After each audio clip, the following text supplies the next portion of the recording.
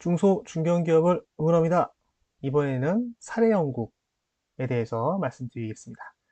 사례 연구는 말 그대로 실제 사례, 특히 우리 회사의 실제 사례, 실제 사례를 통해서 문제를 분석하고 대안 제시를 유도를 하고 실제로 대안은 이런 게 되는데 어떤 식 결과가 어떻게 되었다. 어, 이런 거 있죠. 그 과정을 통해서 조직이 어떤 식으로 의사결정이 되는지도 학습할 수 있는, 조직 자체를 이해시킬 수 있는 기회가 되기도 합니다. 당연히 문제를 분석했기 때문에 문제 분석 능력과 문제 해결 능력을 배양하는 데 도움이 많이 되고요. 사례 연구를 위한 기본 조건들이 몇 개 있습니다. 실제 문제, 우리 회사의 실제 문제이기 때문에 나한테도 그런 일이 발생될 가능성이 있다 라는 것을 이야기하면 학습자들 어떻게 생각해요? 맞아, 맞아 하겠죠? 네. 그렇기 때문에 동기유발 효과가 굉장히 좋습니다. 그래서 실제 문제를 하셔야 되고요. 교육생이 분석, 토론, 평가, 피드백 능력이 필요하다라는 얘기는 뭐냐면 이 내용 같은 경우는 물론 주제에 따라 다르긴 하겠습니다만 학습자들이 네, 경력직도 아니고 완전히 신입 같은 경우는 이게 쉽진 않겠죠. 능력이 있다 하더라도 내용에 대한 이해와 조직이 어떻게 돌아간다는 것들에 대해서 이해하는 능력이 좀 경험치적으로 부족하기 때문에 개인의 능력이 아니라 시간적으로 해결할 수밖에 없는 거잖아요. 그런 것들은. 네, 그래서 대상자에 따라서 이것이 가능하지 않을 수 있다라는 거, 혹은 이런 가능하지 않은 신입사원들 같은 경우는 뭐 조에 한 명 정도만 껴있는 정도는 괜찮겠죠. 신입사원들만 대상으로 우리 회사의 사례를 딥하게 들어가는 것들은 쉽지가 않죠. 사례 연구에 대한 부분, 이 사례에 대한 부분에 대해서 내가 내 조직에 대한 사례에 대해서는 이해할 수 있겠는데 내가 다른 조직이나 다른 프로세스에 대한 부분은 그 상황을 이해를 못하기 때문에 엉뚱한 방향으로 나올 수도 있거든요. 그렇기 때문에 충분한 이해가 가능하게끔 사례를 환경 설정을 잘 적어주는 게 좋습니다. 그러니까 시나리오 작업을 잘 하는 거죠. 시나리오 작업을 잘해서 충분한 이해 가능하게끔 진행을 해야 합니다. 그리고 문제를 분석하고 대안을 제시까지 하려면 당연히 충분한 시간이 필요한 거고요. 한 가지 주제를 가지고 토론할 때, 그 사례를 설명해주고, 케이스 스터디의 방법을 알려주고, 이렇게까지 하는데 한 20분 정도 걸릴 겁니다. 그리고 학습자들이 토론하는 데 있어서 시간이 좀 걸리겠죠? 최소한 뭐 20분, 30분 걸릴 겁니다. 그러면 이제 1시간이 지나는 거예요. 1시간이 지나고, 예. 그러면 발표 준비를 하겠죠?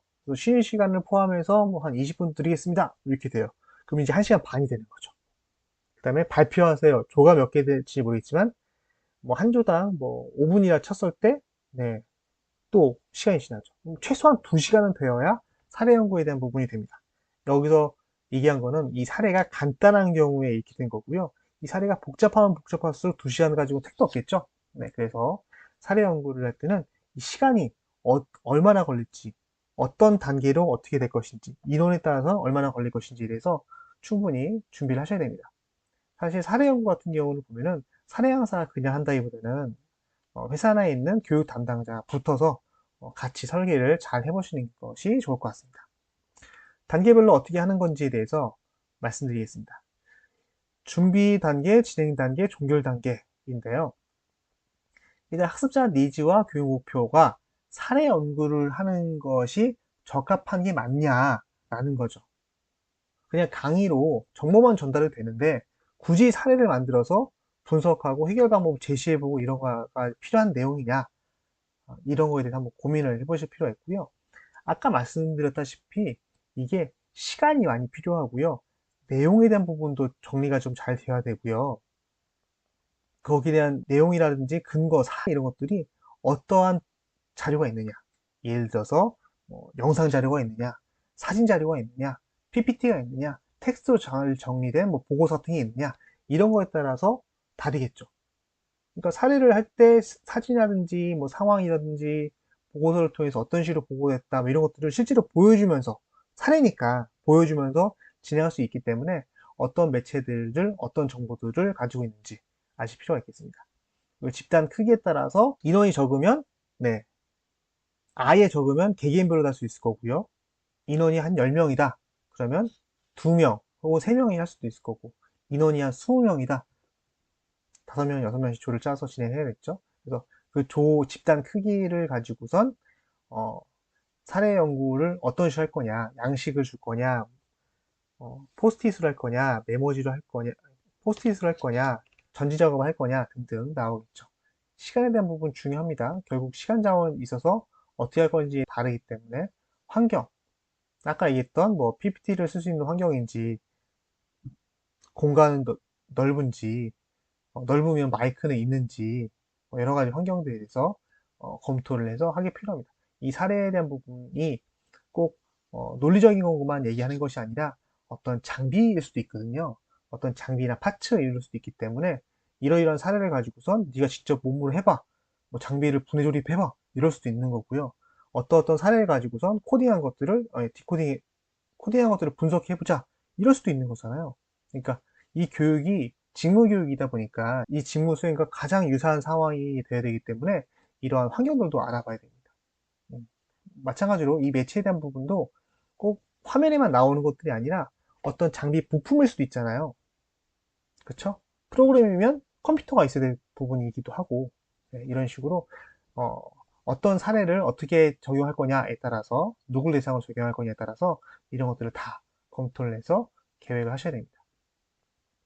사례 연구는, 어, 실제 업무 사례를 가지고 하는 거기 때문에 그 업무는 반드시 업무 목표가 있겠죠.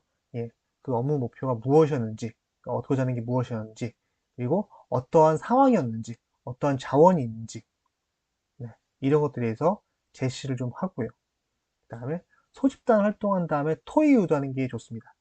혼자 고민해서 하는 것보다 다른 사람들과의 이야기를 통해서 새로운 정보를 받아들이고 거기서 힌트를 얻어서 같이 토의하는 것들, 이 토의하는 것들이 음, 도움이 많이 됩니다.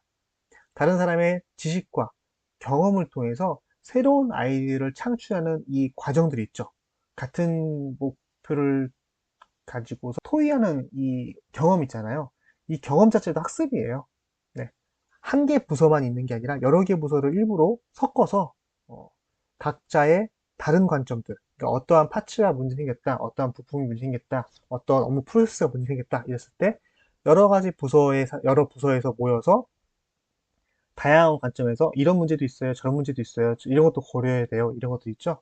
이런 것들을 이야기하는 것도 굉장히 조직을 이해하고 프로세스를 이해하는 데 도움이 되기 때문에 그런 면에서도 토의로 진행하는 게 좋습니다. 그리고 조별 발표를 통한 집단 지성화라는 게 이건 분석까지 한 거고요. 조 내로 토의한 거고 이거는 이제 조 내에서 토의했던 것들에 대해서 조별로 이제 나와서 발표하는 거 있죠. 전지 이렇게 한 명 들고서 이렇게 발표하는 거. 네, 그런 거를 시키는 걸 얘기하는 건데요. 이거 얘기할 때 사람들이 자기들이 발표해야 된다는 부담이 있기 때문에 발표할 때 발표하는데 뒤에서 막 얘기할 때가 있어요. 그럴 때 꼭 얘기해 주십시오. 하시는 분들이 어떤 아이디어를 냈고 왜 그런 아이디어를 냈는지 거기서 내가 배울 점 무엇인지를 보시는 게 훨씬 더 좋다. 우리가 학습을 위해서 소위하고 발표하는 거지 우리가 무슨 뭐 경진대회 나가는 거 아니다. 여기서 1등, 2등, 3등 가릴 것도 아니기 때문에 잘 들어주기 바란다. 이렇게 말로 하는 방법도 있을 거고요. 어, 발표할 때 종이를 나눠주신다거나 아니면 책에 빈 페이지 있죠? 이거 가지고 볼펜으로 나누라고 그래요. 표로. 1조, 2조, 3조, 4조, 5조 나누라고 한 다음에 1조에서 했었던 이야기 중에 핵심적인 내용 한 가지 키워드를 각자 적으세요. 이런 식으로.